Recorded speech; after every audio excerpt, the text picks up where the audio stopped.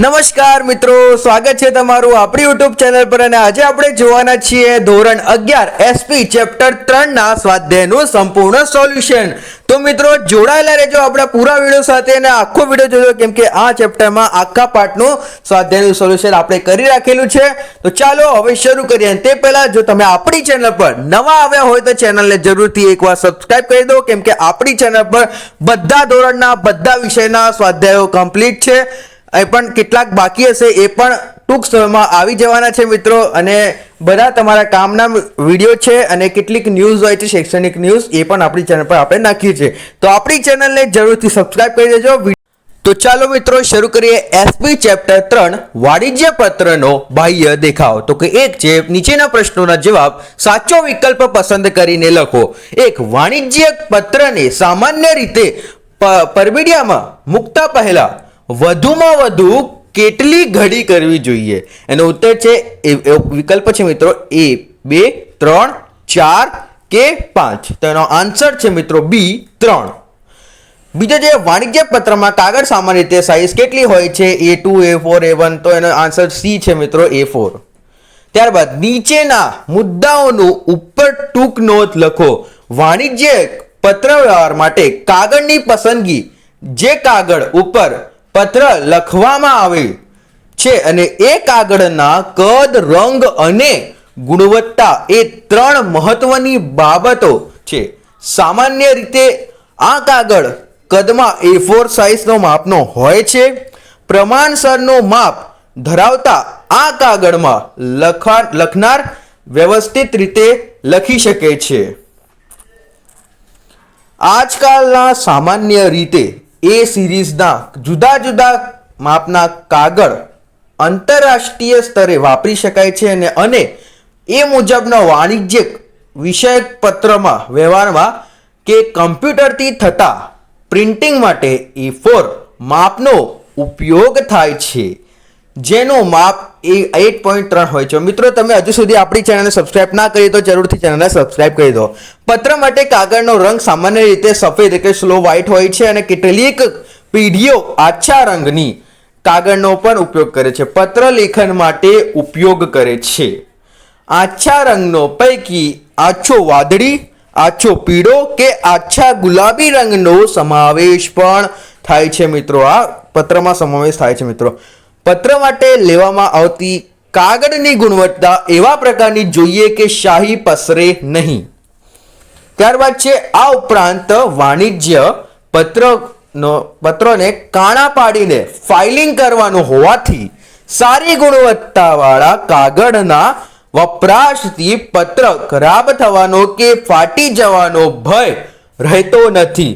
2, વાણિજ્યક પત્રની ઘડી અંગેની ચીટવટ। તો એનો ઉત્તર છે મિત્રો વાણિજ્ય પત્રની કાગળ, ટાઈપિંગ, હાસ્ય વગેરે બાબત વિશે કાળજી લેવામાં આવે છે ત્યારે એ કાગળને ઘડી કરીને પરબિડિયામાં મૂકવામાં વખતે કેટલીક કાળજી લેવી જરૂરી છે।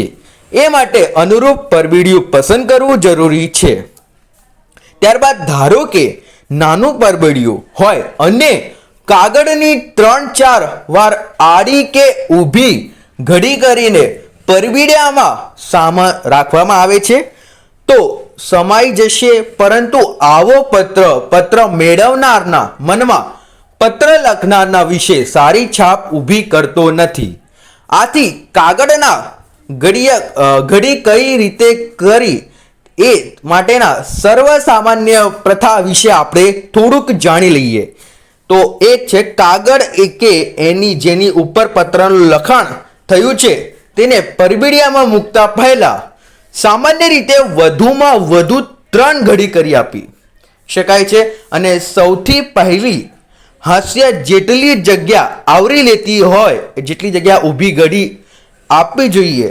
ત્યારબાદ પરબિડિયામાં કદ પ્રમાણે આડી 2 ઘડી આપી જેથી કાગળને 3 અથવા 4 ભાગમાં વહેંચી શકાય છે। આમ કરવાથી સામે પક્ષ પરબિડિયું ખોલીને પત્ર વાંચવાની સરળતા રહે છે અને કાર્લિંગ પણ સરળતાથી રહે છે। ત્યારબાદ છે ત્રીજો વાણિજ્યક પત્ર વ્યવહારમાં પરબીડીઓ અને તેની ઉપરના લખાણનું મહત્વ. મિત્રો તમે ચેનલને સબસ્ક્રાઇબ હજુ સુધી નથી કરી તો જરૂરથી કરી દો અને વિડીયોને લાઈક કરી દો. પત્ર મેળવનારના હાથમાં તો પરબીડીઓ ખોલ્યા પછી આવે છે અને સૌથી પહેલા તે પરબીડીયું જ જોવામાં આવે છે, તેથી પસંદગી ચીણવટ રાખવી જરૂરી છે.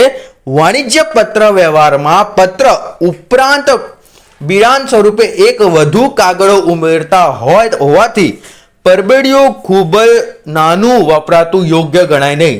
સામાન્ય રીતે આડું લંબચોરસ પરબીડીયું વાણિજ્યક પત્ર વ્યવહાર માટે વપરાય છે ને આ પરબીડિયાનો કાગળ ઊંચી ગુણવત્તાવાળો અને પત્ર માટેનો વપરાયેલા કાગળ સાથે અનુરૂપ થાય એવો હોવો જોઈએ. પરબીડિયાના કાગળનો રંગ પત્રના કાગળના રંગ સાથે મેળ ખાય તો સુંદર દેખાવ રહે. આમ પત્રના કાગળનો રંગ સફેદ હોય તો પરબીડિયા પણ સફેદ વાપરવું ઠીક ગણાય. ત્યારબાદ જોઈએ, વિડીયોને લાઈક કરી દેજો મિત્રો અને તમારા મિત્રોને શેર પણ કરી દેજો કે આ ઉપરાંત LICની રસીદો, બેંક અને કેટલીક પેઢીઓના પત્રો માટે બારીવાળું પરબીડિયું એટલે કે વિન્ડો એન્વોલ્વમેન્ટ નો ઉપયોગ કરવામાં આવે છે. આવી પરબીડિયામાં પત્ર મેળવનારના સરનામાની જગ્યાએ બારીવાળો ભાગ એટલે કે કપાયેલો ભાગ રાખી ઉપરનો પાતળો પારદર્શક કાગળ લગાવ્યો હોય છે, જેથી મેળવનારનું સરનામું જે પત્રના ભાગ સ્વરૂપે લખાયું હોય તે સ્પષ્ટ રીતે વાંચી શકાય. ત્યાર પછી છે આવા પ્રકારના પરબીડિયાનો પ્રયોગ થતો હોય ત્યારે પત્રની ઘડી એવી રીતે કરવી કે પડે કે જેથી પત્ર મેળવનારનું સરનામું બારીવાળા ભાગથી બરોબર નીચે આવતા પત્રનો અંદર લખેલ આંતરિક સરનામું સ્પષ્ટકો જોઈ શકાય અને આ કારણે પરબીડિયામાં ઉપર પર પત્ર મેળવનારનું સરનામું ફરી ટાઈપ કરવું પડતું નથી. સામાન્ય રીતે ગોપનીય માહિતી ધરાવતા પત્રો માટે બારીવાળું પરબીડિયું પસંદ કરવામાં આવતું નથી મિત્રો. પરબીડિયામાં ઉપર સામાન્ય રીતે તો પત્રને મેળવનારનું સરનામું અને પત્ર લખનારનું સરનામું પિનકોડ સાથે લખવામાં આવે છે.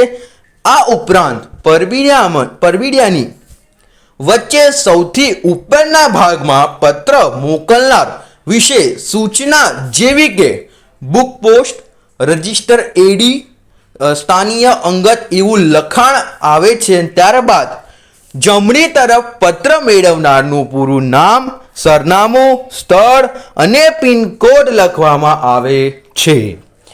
પત્ર લખનારનું સરનામું સામાન્ય રીતે નીચેના ભાગ સમગ્ર આડા પટ્ટીના ઉપર છપાયેલ હોય છે અથવા તો ડાબા ખૂણે નીચે તરફ લખવામાં આવે છે ને જગ્યાએ આમંત્રણ પત્રો કે સર્ક્યુલર પત્રો પરબીડિયામાં મોકલવામાં આવતા હોય તો પરબીડિયાના પાછળ ભાગ્ય ઉપર મોકલવાનાર સરનામા લખવામાં આવે છે. ત્રીજું, નીચેના પ્રશ્નોના મુદ્દાસર જવાબ આપો. 1. વાણિજ્ય પત્ર વ્યવહારના કાગળની પસંદગી કઈ 3 બાબતો દ્વારા ધ્યાનમાં રાખવામાં આવી છે? 1. પત્રનો બાહ્ય દેખાવ. પત્રનું આયોજન સુયોજિત રીતે કરવામાં આવે છે પરંતુ એ પત્ર જો દેખાવામાં ધ્યાન આકર્ષિત ન હોય તો પત્ર મેળવનાર તે વાંચવાની તત્પર બનશે નહીં અને તેની વેપારી ઉપર વિપરીત અસર પડી શકે છે. ત્યારબાદ જોઈએ, આમ પત્રનો બાહ્ય દેખાવ એટલે કે પરબીડિયું પરનું લખાણ, પત્ર લખવા માટે વપરાયેલ કાગળની ગુણવત્તા, કાગળની ગળી, કાગળનું પરનું લખાણ વગેરે બાબતોની એક જ નજરમાં મૂલ્યાંકન થઈ જાય. આ ઘટકો જેને પત્રના બાહ્ય દેખાવને નક્કી કરે છે. મિત્રો તમે આપણી ચેનલને સબસ્ક્રાઇબ ના કરી હોય તો જરૂરથી સબસ્ક્રાઇબ કરી દો, વિડીયોને લાઈક કરી દો, તમારા મિત્રોને શેર કરી દો. તેથી પત્ર લખનાર અને પત્રના બાહ્ય દેખાવની બાબતો જેવી કે પરબીડિયાનો આકાર, કાગળની ગુણવત્તા અને તેની ઘડી મિત્રો બહુ જરૂરી છે. કાગળ પરનું લખાણ વગેરે ધ્યાનમાં હોવું જોઈએ. હાસ્યો કાગળમાં ચારે બાજુએ હાસ્યો હોય છે મિત્રો તમારા કાગળમાં, એ ચારે બાજુએ પ્રમાણસર જગ્યા છોડવી. કેમ કે તમારા 11માં પત્ર લખવાનો આવશે. પત્રને સુંદર દેખાવ મળે છે અને હાસ્યો ડાબી અને જમણી બાજુ રાખવામાં આવે છે. ડાબી અને જમણી બાજુ બંને પૈકી જ જમણાની બાજુ પ્રમાણમાં ડાબી બાજુના હાસ્યા પહોળા હોય છે, પહોળા રાખવામાં આવે છે મિત્રો. ત્યારબાદ છે સામાન્ય રીતે જમણી બાજુનો જે હાસ્યો હોય છે તે કે I1 અને ડાબી બાજુનો હાસ્યો મિત્રો સબસ્ક્રાઇબ કરવાનું ભૂલતા નહીં, કેમ કે આ ચેનલ પર બધા વિડીયો ઉપલબ્ધ છે, તમારા જ કામના છે. હાસ્યો 1.5 ઇંચનો રાખવામાં આવે છે. પરબીડિયા પરનું લખાણ પરબીડિયા ઉપર સામાન્ય રીતે તો પત્ર. મિત્રો આ તમે કોઈ પણ ડાઉટ હોય તો કમેન્ટમાં જણાવી શકો છો. મેળવનારનું સરનામું અને પત્ર લખનારનું સરનામું પિનકોડ સાથે લખવામાં આવે છે. મિત્રો પત્ર લખનારનું સરનામું ક્યાં લખવામાં આવે છે ફટાફટ કોમેન્ટમાં જણાવો અને તમારું નામ પણ લખો, જેથી હું નેક્સ્ટ વિડીયોમાં તમારું નામ લઈશ. મિત્રો તમારું નામ કોમેન્ટ બોક્સમાં હોવું જોઈએ. લખવામાં આવે છે. ને આ ઉપરાંત પરબીડિયા વચ્ચે સૌથી ઉપરના ભાગમાં પત્ર મોકલનાર વિશે સૂચના જેવી કે બુક પોસ્ટ રજિસ્ટર્ડ એડી સ્થાનીય અંગત એવું લખવામાં આવે છે.